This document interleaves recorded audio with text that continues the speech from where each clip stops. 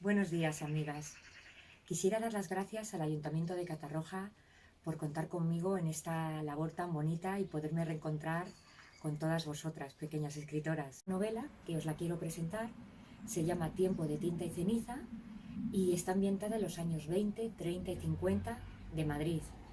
Es una novela que tiene muy presente a la generación de plata, aquellas mujeres que estaban ocultas. Si os acordáis, en las épocas de los 20, 30, solo se hablaba de la generación del 27, de Lorca, de Neruda, de Ramón de la Serna, pero sin embargo había mujeres como Ernestina Champurcín, que no se oía, María Teresa León, que era la mujer de Alberti. O sea, estaban todas como escondidas, y muchas escritoras en aquellas épocas tenían que tener seudónimo porque estaban como ocultas, y yo en cada página del libro he querido hacer un homenaje a todas ellas.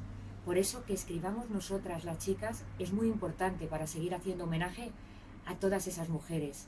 Así que es un libro, como os digo, muy bonito, Tiempo de tinta y ceniza, y espero que pronto caiga en vuestras manos. Un besito enorme y muy grande de Lidia Arbara.